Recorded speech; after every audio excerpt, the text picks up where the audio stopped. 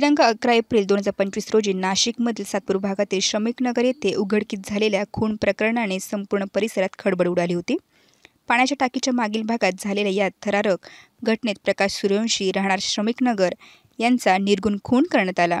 विशेष म्हणजे नाशिक पोलिसांनी अवघ्या 6 तासात या गंभीर गुन्ह्यातील सर्व आरोपींना अटक करण्यात सातपूर पोलिसांना यश आले आहे। 11 एप्रिल रोजी रात्रीच्या सुमारास श्रमिक नगर परिसरात पाण्याच्या टाकीजवळ संशयित आरोपी संघर्ष मोरे, प्रेम जाधव, प्रमोद भगत, भावेश अहिरे, सौरभ जाधव सर्व राहणार धर्माजी कॉलनी सातपूर यांनी एकत्र येत विनाकारण गणेश पाटील यांना धमकावून मारहाण सुरू केली। या वादात मध्यस्थी करण्यासाठी प्रकाश सूर्यवंशी हे गेले असतात आरोपींनी त्यांच्यावरही हल्ला केला।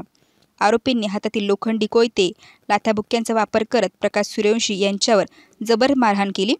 पाठीवर, छातीवर तसेच अंतर्भागात आणि संपूर्ण शरीरावर गंभीर जखमा झाल्याने उपचारादरम्यान त्यांचा मृत्यू झाला। या प्रकरणी सातपूर पोलीस स्टेशनमध्ये गुन्हा क्रमांक 110/2025 नोंदवण्यात आला होता।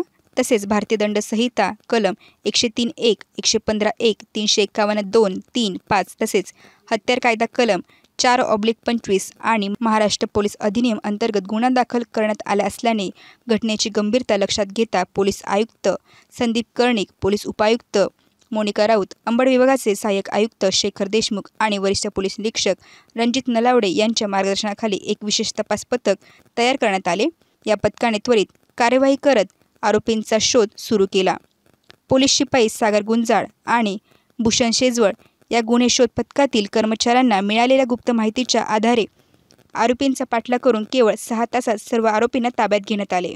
या कामगिरीत पोलीस उपनिरीक्षक राकेश निहाळदे, पोलीस हवालदार अनिल आहेर, दीपक खरपडे, पोलीस शिपाई रवी जाधव, सचिन आजबे यांचा देखील मोलाचा वाटा होता। सदर प्रकरणाचा पुढील तपास पोलीस निरीक्षक विश्वास पाटील करीत आहे। दरम्यान या खुनामुळे नागरिकांमध्ये प्रचंड भीतीचे वातावरण निर्माण झाले होते।